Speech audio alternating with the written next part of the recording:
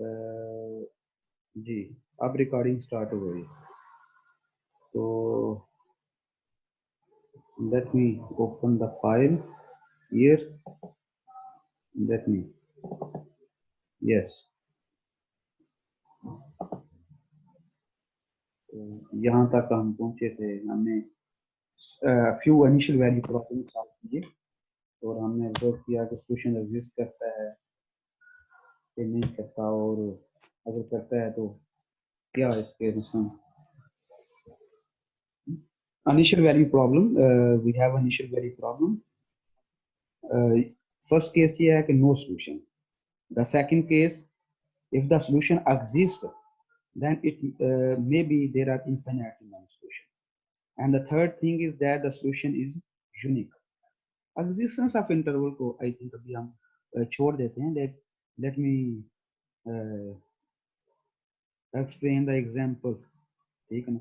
Again ये अभी हमने पहले भी एग्जाम्पल सॉल्व किए, अभी हम जस्ट एक एग्जाम्पल लेते हैं और हम ऑब्जर्व करते हैं कि किसके ऊपर हमने कंडीशंस चेंज की। तो हमारे पास ये तीनों जो है टाइप्स के सॉल्यूशंस हैं, यानी कि तीनों ये जो हमने इसको इनिशियल वैल्यू प्रॉब्लम को इन थ्री केसेस में डिस्कस किया है, तो तीनों केस उसमें इन्वॉल्व हो। Let me, this is the this is the example. This is the initial value problem, like dy by dx is equal to 2 over x y, and y at 0 is equal to 0. Linear differential equation, and this is also homogeneous because the degree, the right hand side, the degree of the numerator and the denominator is same, and overall the degree is 0.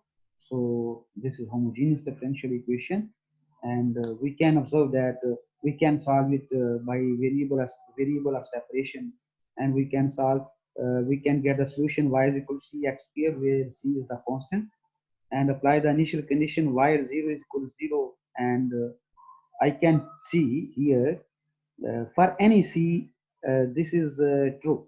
For any c, for any c real number, this is true. So y is equal to c x square is the solution of the initial value problem.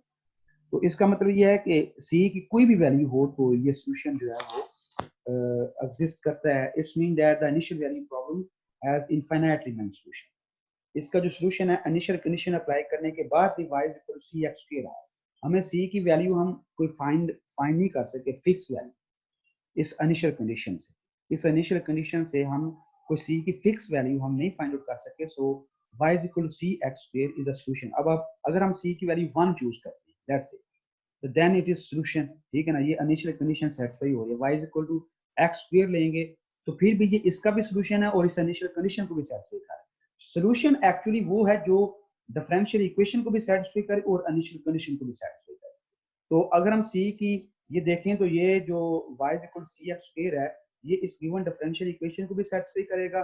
और अगर हम इस initial condition को apply करते हैं solution के ऊपर तो फिर भी ये सेटिस्फाई करता है, यानी कि y at 0 is equal to 0. अगर हम x की वैल्यू 0 पुट करते हैं तो y की वैल्यू 0 मिल जाती है.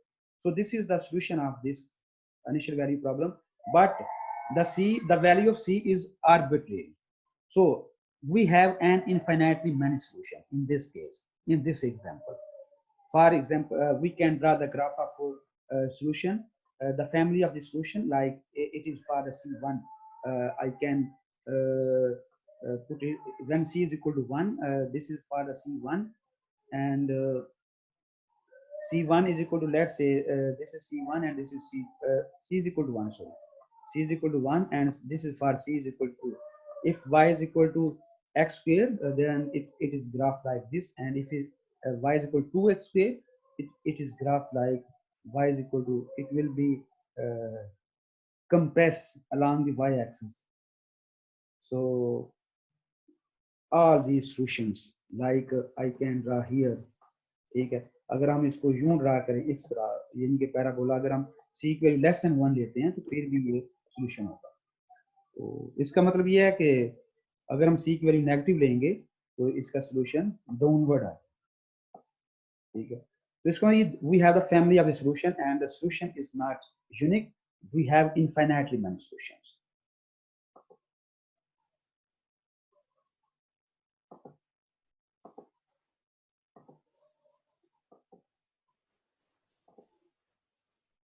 let me, yes, let me go down. In this example, we have infinitely many solutions, and in this example, we just change the condition. The problem is same. The differential equation is same, but we are changing just the initial condition. Here y at 0 is equal to 0, but here y at 0 is equal to 1. ठीक है, तो अगर हमने ये initial condition change की है तो हम चेक करते हैं कि यार इसका सोल्यूशन का बिहेवियर क्या होगा। तो सोल्यूशन का जो सोल्यूशन है इसका वो तो सेम है, y is equal to c x square, जो हमने प्रीवियस एग्जांपल में हमने फाइनल किया, हमने जस्ट इनिशियल कंडीशन चेंज की है। तो y is equal to c x के ऊपर जब ये इनिशियल कंडीशन अप्लाई करेंगे तो y at 0 is equal to 1, it's mean that y at 1 replace y by 1 and x by 0, so y 1 is not 1 is not equal to c at 0। ये तो right hand side पे 0 आ जाएगा, right hand side पे 0 आ जाएगा, लेकिन left hand side पे 1 है, y 1 है, so this is not equal, this is not true, this is not true, so y is equal to cx square is not the solution of the given initial value problem, which means that this initial value problem has no solution। हमने just initial condition को change किया। In the previous example it was y at 0 is equal to 0, and here it is y at 0 is equal to 1। हमने just initial condition जो है ना उसको change किया। Next I have a third example like here yes, again we have changed the condition, initial condition we have changed, y at 1 is equal to 2, y at 1 is equal to 2, it means that y is equal to cx square is the solution as we have found in the previous part, and when we apply the initial condition we can get the value of c, that is fixed, that is equal to 2, so y is equal to 2x square is the solution of the given initial value problem, and it is unique।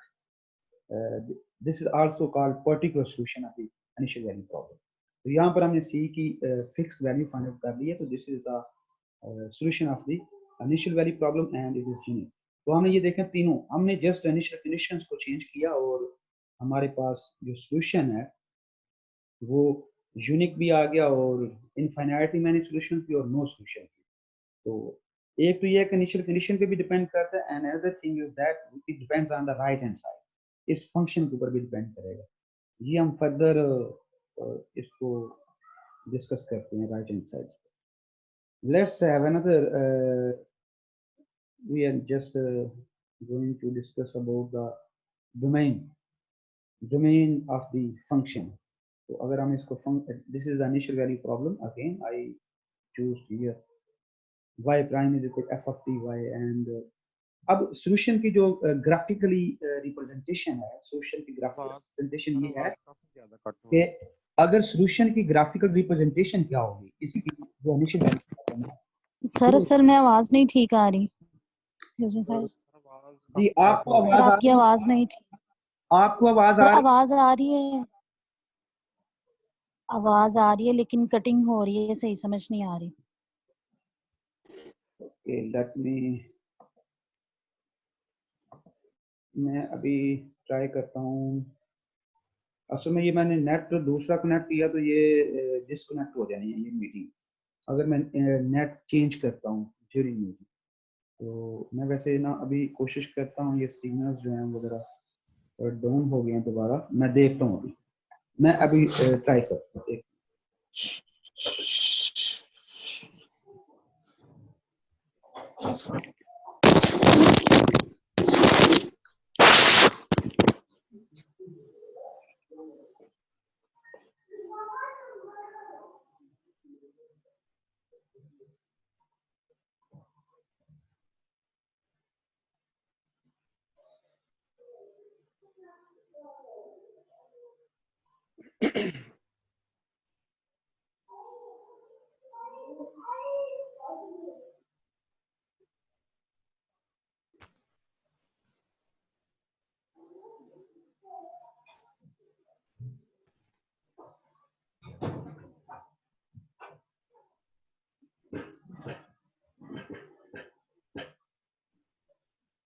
Ji students, अभी हम देखते हैं, मैंने वो position उसकी change की है, तो लेट मी सी।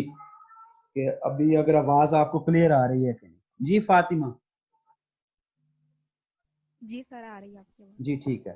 तो अभी ये हम डिस्कस कर रहे थे सॉल्यूशन की जो ग्राफिकल रिप्रेजेंटेशन है, the function which satisfy this differential equation and this initial condition, ठीक है। like here if we define in this way, जो initial condition है t at 0 पे, तो अगर हम इसका ग्राफ ड्रा करें तो along here t axis and along here y axis, so initial point is t0, the value of y is y0. So the function starting from this point, the function satisfying this point, and maybe it is from t0 to t1, the domain, जैसे कि हमने वो जो previous example solve की, second example शुरू में, तो उसमें जो इंटरवल था वो डिफरेंट आ रहा था, इनिशियल कंडीशन के ऊपर डिपेंड कर रहा था, ठीक है। तो ये डिपेंड कर सकता है कि t0 to goes to infinity भी हो सकता है और फाइनाइट इंटरवल भी हो सकता है, इट डिपेंड्स। दूसरी बात ये है कि अब ये जो फंक्शन है, इसके किसी भी पॉइंट के ऊपर इसकी जो स्लोप है वो किसके इक्वल होगी, वो इस फंक्शन के डेरिवेटिव, यानी कि जो राइट हैंड साइड है इसमें अगर हम वैल्यू पुट करते हैं तो वो उसी के इक्वल आएगी। Then it is the solution of the given differential equation, यानी कि ये जो फंक्शन है, the slope of this function at any point here, इस फंक्शन के ऊपर किसी भी पॉइंट के ऊपर जो स्लोप है वो राइट हैंड साइड पे अगर हम वैल्यू पुट करें तो उसी के इक्वल आएगी। Then it is identical, then we replace when we put the function y of t here, it will be identical, और ये initial condition क्योंकि ये यहाँ से start हो रहा है तो इसमें it satisfy the initial condition। ये graphical representation, ये y of t is any function जो इसका solution है। तो डोमेन जो डोमेन है वो t0 t1 है, और the solution y of t, ये डिपेंड करता है कि t1 इनफाइनाइट भी हो सकता है, ठीक है ना। तो यानी कि जो इनिशियल कंडीशन से हमने डोमेन स्टार्ट करना होती है कि t0 से, यानी कि जो इसका initial point, initial condition mean कि इसका जो इनिशियल पॉइंट है जहां से ये फंक्शन स्टार्ट हो रहा है वो t0। domain in which the solution is defined, so let's have another example. Consider the initial value problem dy over dx y square, y at 0 is equal to b. B is some any non-zero real number, and we have the solution y is equal to minus 1 over x plus c. And when we apply the initial condition y at 0 is equal to b, this is c is equal to minus 1 over b, and putting c, replace c by minus 1 over b here, and I can simplify this, y is equal to b over 1 minus b x. तो इसका मतलब ये है कि यहाँ से domain जो है, ये जो इनिशियल पॉइंट है 0 है, तो 0 पे इसकी वैल्यू क्या है b, तो इसका मतलब फंक्शन यहाँ से स्टार्ट होगा, जैसे कि अगर हम सॉल्यूशंस को ड्रा करें तो यहाँ से फंक्शन स्टार्ट होगा और ये कहाँ तक, यानी कि b तक, 1 ओवर b तक। इट्स मीन कि इसका जो डोमेन है वो है 0 to 1 over b, 1 over b पे ये फंक्शन अनडिफाइंड है। सो इट्स मीन दैट इसका जो इंटरवल होगा वो 0 टू 1 ओवर b ओपन होगा। 0 पे क्लोज इंटरवल इसलिए कि 0 उसमें इंक्लूड होगा, 0 पे फंक्शन स्टार्ट होगा, जो सॉल्यूशन है वो 0 से स्टार्ट हो रहा है। तो इट्स मीन 0 पे b वैल्यू, और यहाँ से यानी कि कोई भी फंक्शन है यानी कि यहाँ तक, ये vertical asymptote, this is vertical asymptote, sorry ये 1 ओवर b के ऊपर। तो जो डोमेन है वो डिपेंड करता है इनिशियल कंडीशन के ऊपर, जो डिपेंड कर रही है इनिशियल कंडीशन के ऊपर, तो यहाँ से हम चेक कर सकते हैं डोमेन। ये अगर फंक्शन किसी और टाइप का आ जाए जिसमें वो यानी कि थ्रू आउट, यानी कि आगे b से आनवर्ड थ्रू आउट, 0 से आनवर्ड थ्रू आउट की इनफाइनाइट पे भी, यानी कि अगर हम 0 टू इन्फिनिटी भी डोमेन ले सकते हैं, ये डिपेंड कर रहा है, यानी कि डिपेंड करता है इनिशियल कंडीशन पे।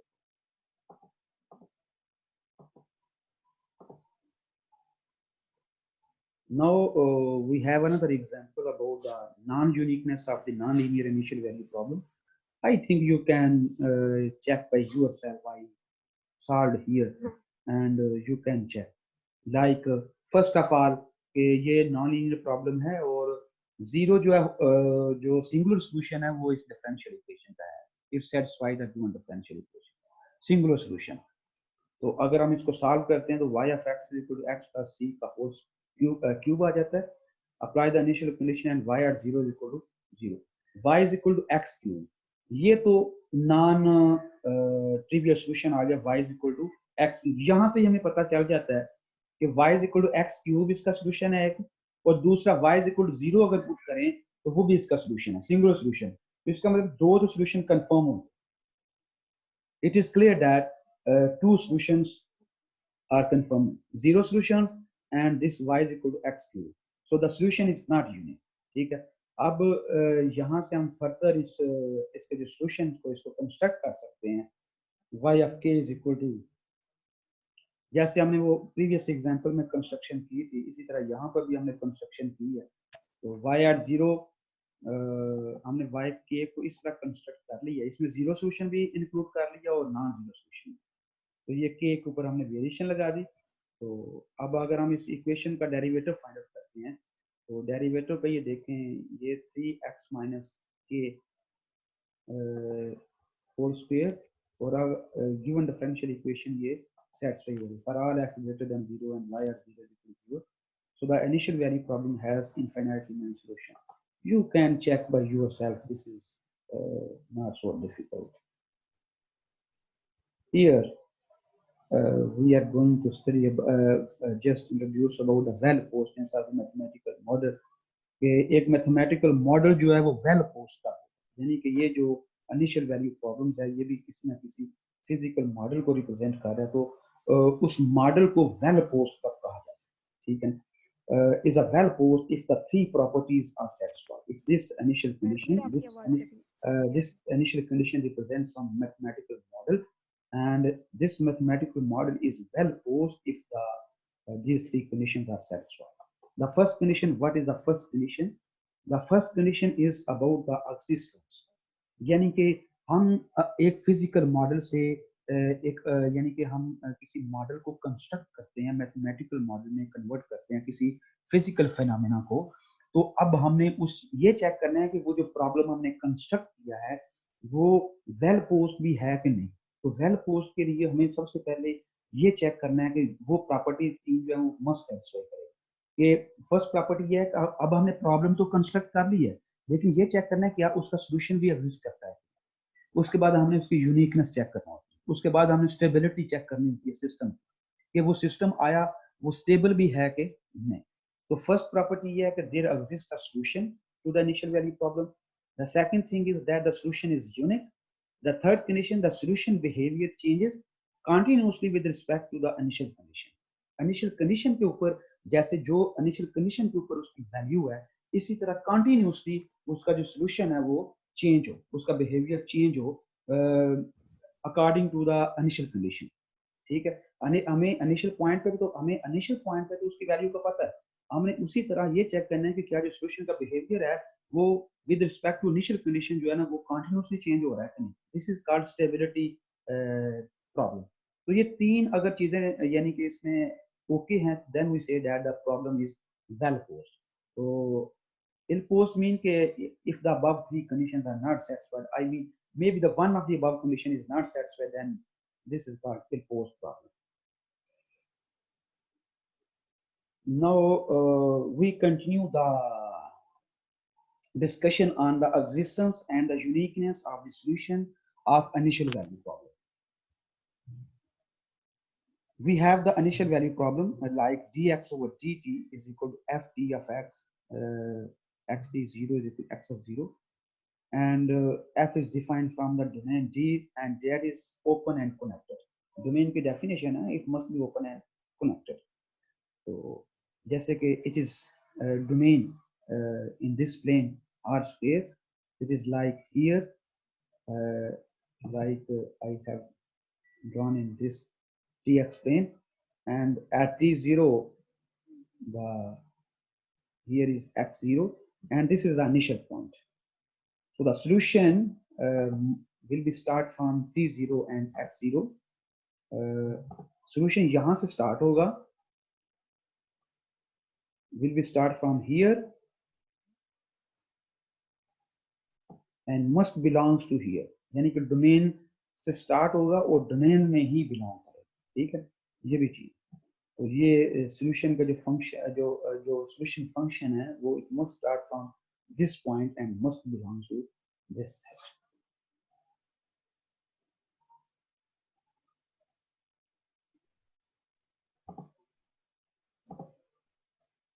What is about the existence. अब हमने राइट हैंड साइड पे एग्जिस्टेंस चेक करनी है कि एग्जिस्टेंस अंडर व्हाट कंडीशन। हमने तीन जो डिस्कस किए हैं। एक्सक्यूज मी सर, ये ग्राफ, एक्सक्यूज मी सर, जी, ये ग्राफ दोबारा बता दें, आवाज नहीं थी आ रही। ये डोमेन का ग्राफ है जो फंक्शन की डोमेन है स्मॉल एफ की। F is defined from domain of the function, यानी कि ये जो डी फंक्शन की जाहिर है कोई ना कोई डोमेन होगी ना। ये डिपेंड करता है ना कि वो ये डिपेंड करता है कि हो ये लाइन के ऊपर डिफाइंड भी है कि नहीं। वो उसकी प्रॉपर उसका प्रॉपर सबसेट भी हो सकती है डोमेन और इम्प्रॉपर भी हो सकती है, इसलिए मैंने ये सिंबल यूज किया है। और डोमेन को हमने ड्रा किया है टी एक्स प्लेन में। टी एक्स यानी कि ये जो फंक्शन है वो डिफाइन है फ्रॉम आर टू आर, ठीक है, from R to R. Sir screen नहीं शो हो रही। Okay okay okay, let me again जी। अभी अभी देखें, हो गई है। जी सर अब आ गई है। आप दोबारा जरा बता दें क्या ओके कह रहे थे आप सर। लेट मी गो। यानी कि फंक्शन को डिफाइन किया है, तो इसकी जो डोमेन हम ले रहे हैं वो प्रॉपर सबसेट ऑफ प्रॉपर भी हो सकती है और इम्प्रॉपर भी हो सकती है। तो यानी कि डोमेन को मैंने वैसे ही ड्रा किया है, जाहिर है कोई यानी कि इसका सबसेट ही होगी ना टी एक्स प्लेन का, ठीक है, यानी कि आर स्क्वायर का कोई सबसेट हो सकता है। ये प्रॉपर भी हो सकती है और इम्प्रॉपर भी हो सकती है, ये डिपेंड करता है फंक्शन के ऊपर। तो लाइक हियर अगर हम वैसे इसको मैंने इसको रिप्रेजेंट कर दिया कि ये जो डायग्राम मैंने ड्रा की है, this is the domain, like here it is the domain, यानी कि वैसे ही हमने इसको रिप्रेजेंट कर दिया। मैं इसको यानी कि डिफरेंट वे से रिप्रेजेंट कर सकता हूँ, मे बी यानी आर्बिट्रेरी आपने वैसे अपनी मैंने मर्जी से ले लिया। आर्बिट्रेरी वैसे ग्राफिकल रिप्रेजेंट कर दिए। तो इसमें जो जो t0 है, जो इनिशियल पॉइंट है, it must be belongs to from the domain of the function. तो जहां से जो इस पॉइंट ये पॉइंट जो इनिशियल पॉइंट है, it must be here, and जो सॉल्यूशन होगा वो इस पॉइंट से स्टार्ट होगा, जो इनिशियल पॉइंट है। जैसे मैंने अभी प्रीवियसली स्लाइड में मैंने इसको रिप्रेजेंट किया ग्राफिकली। ये सॉल्यूशन जो है उसका जो बिहेवियर होता है वो इनिशियल पॉइंट से स्टार्ट होगा और डोमेन यानी कि जो डोमेन है उसके अंदर ही रहेगा। देखें ना, जैसे कि मैंने सेकंड एग्जांपल की थी, सेकंड एग्जांपल में हमने उसका जो इंटरवल लिया था वो समथिंग एक्स यानी कि minus infinity to 1 over x0, यानी कि आगे हमने बाउंड किया था इंटरवल को, क्योंकि डोमेन फर्दर यानी कि वो हो रियल लाइन नहीं आ रही थी, तो हमने उसको रिस्ट्रिक्ट किया था और सॉल्यूशन उसी डोमेन के अंदर लाई कर रहा था। इसीलिए यानी कि जो डोमेन होगी, जो सॉल्यूशन स्टार्ट भी उस डोमेन में होगा और उसी डोमेन के अंदर ही वो सॉल्यूशन लाई करेगा। उसकी जो वैल्यूज होंगी उसी डोमेन से होंगी। तो ये जस्ट वैसे ही मैंने इसको ग्राफिकल डोमेन को रिप्रेजेंट कर दिया, बाकी और इसमें कोई नहीं है। अब हम ये चेक करते हैं कि जो राइट हैंड साइड है, ये जो एफ है स्मॉल एफ, इसके ऊपर क्या कंडीशंस होनी चाहिए कि हमारा सॉल्यूशन एग्जिस्ट करे, सॉल्यूशन यूनिक हो और स्टेबिलिटी हो। जैसे कि वेल पोज्ड प्रॉब्लम के लिए मैथमेटिकल प्रॉब्लम वेल पोज्ड कब होगा, जब वो 3 कंडीशन सेटिस्फाई करे। तो अब उन 3 कंडीशंस को सेटिस्फाई करने के लिए अब प्रॉब्लम तो हमारे पास आ गया। अब देखें, जब कोई फिजिकल मॉडल या कोई रियल प्रॉब्लम से हम उसको स्ट्रक्चर देते हैं मैथमेटिकल फॉर्म में, तो सबसे पहले हमने देखना है कि उसका सॉल्यूशन एग्जिस्ट करता है कि नहीं, ठीक है, उसके बाद उसकी यूनिकनेस चेक करनी है, उसके बाद उसको हमने स्टेबिलिटी चेक करनी है। अब ये तो नहीं कि वहां पर हमें जब हम प्रॉब्लम कंस्ट्रक्ट करते हैं किसी मॉडल से, वो मॉडल कंस्ट्रक्ट करते हैं तो कोई डिफरेंशियल इक्वेशन तो नहीं बन जाती। For example this is dx over dt is equal to x और x at 0 is equal to, ये तो सिंपल डिफरेंशियल इक्वेशन से जो हमने डेफिनेशन से सॉल्व की। लेकिन जब हम मॉडल कोई कंस्ट्रक्ट करते हैं तो वो अब्स्ट्रैक्ट होता है, मॉडल अब्स्ट्रैक्ट होता है। उसमें इसी तरह हमने जस्ट अजम्पशंस यूज करनी है और उन assumptions को यूज करके जो हमारे पास प्रीवियस रिजल्ट प्रूव्ड हैं ऑलरेडी, उनको यूज करके तो हमने उसकी स्टेबिलिटी चेक करनी है, उसकी एग्जिस्टेंस चेक करनी है और उसकी यूनिकनेस चेक करना है। सो हमें एफ के ऊपर डिफरेंट काइंड्स की assumptions चाहिए। तो let me tell you about the existence of the initial value problem. If the right hand side is continuous only, then there exists a solution. Sorry, here I forgot to write. There exists a solution x of t to the initial value problem in some interval t0 to t0 plus h. यानी कि कोई भी interval हो सकता है, finite भी हो सकता है, इनफिनिट भी, इट डिपेंड्स। यानी कि if the right hand side is continuous with respect to the t and x both, यानी कि अगर हमारे पास जो function f of t x है, अगर वो कंटिन्यूस है with respect to both variables, first variable is t and the second variable is x, अगर दोनों वेरिएबल्स के यानी कि if the function is continuous with respect to both variable, then the solution exists। यानी कि existence हमें यहाँ से पता चल जाएगी कि अगर हम कोई भी प्रॉब्लम आ जाता है तो हम देख लेंगे अगर इसकी राइट हैंड साइड कंटिन्यूस है तो हम we can say that the solution exist. And what's about the uniqueness? if the ft, the right hand side, is Lipschitz continuous, this is some type of the continuity, like if the right hand side is Lipschitz continuous with respect to the second variable, that is x, then we say that the function is Lipschitz continuous and the initial value problem has a unique solution. What's about the stability? If the right hand side is continuous with respect to t, I mean it is continuous with respect to first variable and it is Lipschitz continuous with respect to the second variable, then we say that the solution of the initial value problem varies continuously with respect to the initial condition. This is about the stability. तो ये three kinds of assumptions हैं that we used to check the problem is well posed or not। ठीक है, कोई भी mathematical model है तो sir ये एक्सक्यूज मी सर, ये लिपस्टिक ये लिप्स चिट्स जो आपका कंटिन्यूटी है सर, इसको एक्सप्लेन कर दो। जी मैं एक्सप्लेन कर देता हूँ। आई थिंक अनफॉर्चुनेटली अभी हमारे पास टाइम बहुत शार्ट है, ये मीटिंग के 9 मिनट्स रह गए हैं, लेकिन मैं ट्राई करता हूँ इसकी डेफिनेशन को एक्सप्लेन कर। Okay, we have the definition of Lipschitz continuity। The definition, let f from domain and I can choose here r square r n, यानी कि जो x सेट है वो हम कोई भी चूज कर सकते हैं, and t from here and x from here. So f is defined in this way, then f is Lipschitz continuous on x, in x and d if there exists a constant k greater than 0 such that ft of x1 minus ft of x2 absolute value and less or equal to k constant absolute value of the x1 minus x2। अगर ये वाली condition satisfy करती है then we say that the f is Lipschitz continuous with constant Lipschitz, ये जो k है this is called Lipschitz constant, k is called Lipschitz constant। तो अगर हमारे पास कुछ k ऐसा k सर इस k की कोई स्पेसिफिक वैल्यू होगी या कुछ भी आ सकता है, कोई scalar number? k is greater than 0, k is greater than 0, okay sir, k is greater than 0 if this Any condition scalar. if this condition is satisfied for any tx1 tx2 belongs to d। यानी कि ये जो tx1 है t fix है, हमने Lipschitz continuity यानी condition है second variable के ऊपर, यानी कि जो यहाँ पे x यूज हो रहा है ftx में, तो सेकंड को हम चेंज कर सकते हैं तो फर्स्ट फिक्स रहेगा, फिर फर्स्ट पे कोई कंडीशन नहीं है। तो tx1 tx2 फॉर एनी, यानी कुछ डोमेन के सारे एलिमेंट्स अगर ये प्रॉपर्टी सेटिस्फाई करते हैं then we say that f is Lipschitz continuous on d। Another definition about the locally Lipschitz continuous।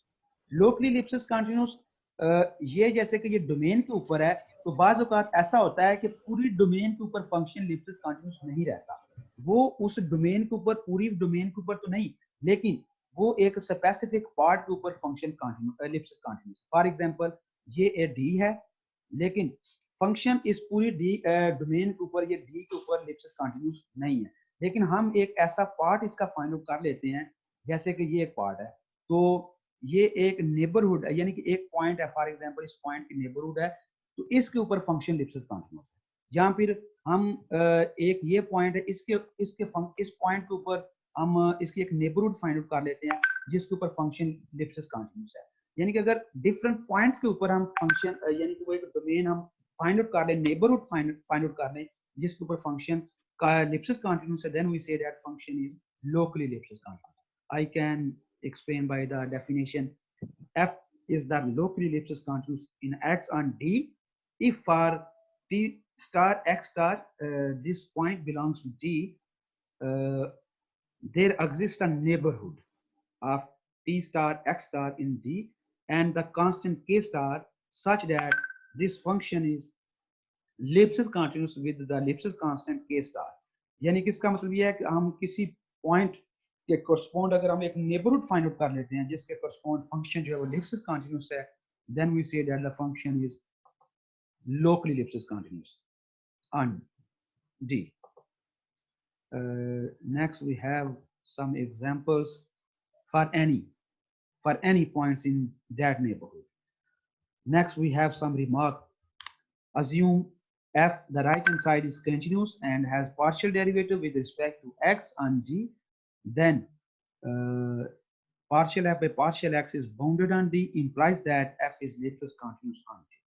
Yani ke we have the remark here, we can prove it by using mean value theorem, like agar right hand side yani ke jo partial derivative with respect to x है with respect to second variable agar bounded है तो वो lipless continuous function होगा।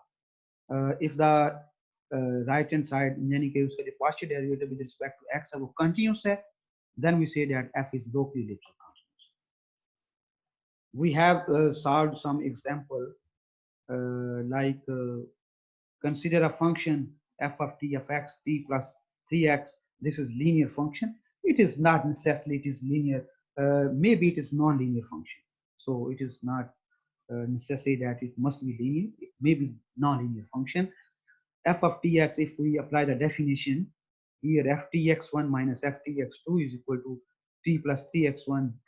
If I expand this one, I can get t will be cancelled and 3x1 minus 3x2, and यहाँ पे हमने जो constant है वो k वो हमने find out कर लिया, that is equal to 3.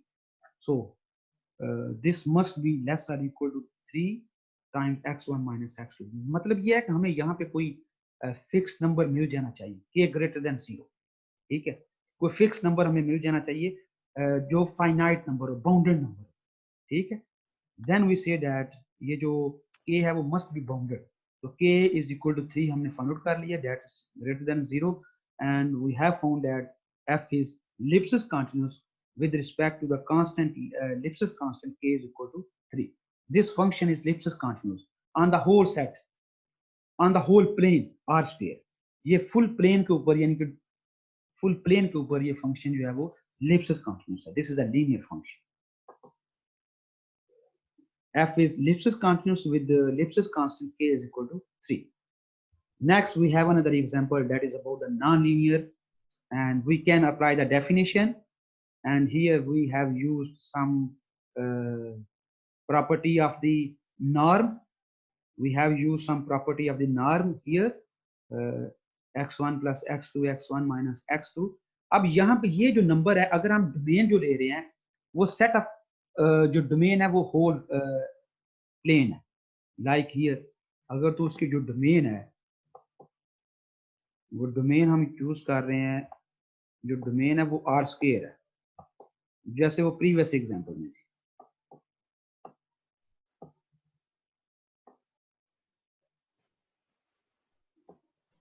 अगर डोमेन आर स्क्वायर है तो हमें यहाँ पे कोई बाउंडेड नंबर, कोई फाइनाइट नंबर नहीं मिल सकता, यानी कि इसको अगर हम देखें तो हम we are unable to find some bounded number, so that k would be, यानी कि k हमें कोई बाउंडेड नंबर नहीं मिल सकता. So this is not ellipsis continuous on the whole real whole plane r square. So this function is not ellipsis continuous on the r square, that is equal to d. Sir k1 नहीं हो सकता? k1 कैसे हो सकता है, ये तो x1 plus x2 आपने एब्सोल्यूट वैल्यू देनी है, k मस्ट बी ग्रेटर और इक्वल टू 0। तो के यहाँ पर x1 और x2 जो है ना वो यानी कि एवरी हमने पूरे प्लेन के ऊपर चेक करनी है इसकी कंटिन्यूटी, हमने पूरे प्लेन के ऊपर ये कंडीशन सेटिस्फाई करवानी आर स्केल ये वाली। तो जब हम पूरे प्लेन के ऊपर चेक करेंगे तो हमें कोई भी यहाँ पर ऐसा फाइनाइट नंबर नहीं मिल सकता जिसको हम फिक्स करके तो वो वाली प्रॉपर्टी यानी कि पूरे प्लेन के ऊपर यानी कि ये वाली प्रॉपर्टी सेटिस्फाई करवा सकते हैं। हमने एक्चुअली यही चीज शो करनी है ना कि दिस मस्ट बी लेस और इक्वल टू, यानी कि ये चीज। तो अगर आप यहाँ पे x1 और x2 1 ले लेते हैं तो यहाँ पर x1 और x2 में अगर समथिंग बिगर देन ले लेता हूँ तो फिर ये तो सेटिस्फाई नहीं होगी, ऐसा पॉसिबल नहीं। या फिर हम x1 और x2 लेस देन ले लेते हैं तो ये अगर हमें कोई बाउंडेड नंबर मिलता है then it is possible, otherwise it is not possible. ये तो नहीं समझ आई यहाँ से। सर ये एक्चुअली इसमें जो k है x1 और x2 की बात नहीं वो कर रही, वो एक्चुअली k की बात कर रही है कि K इसमें की- जो k है उसका नंबर नहीं हमें शो हो रहा, तो वो 1 भी तो हो सकता है, उसको हम अगर ऐसे आप 1 भी ले सकते अगर आप k की वैल्यू 1 लेते हैं तो इसका मतलब ये है कि इन दोनों में से एक कोई एक 0 करते हैं कोई एक 1 करते हैं, ऐसा ही है ना।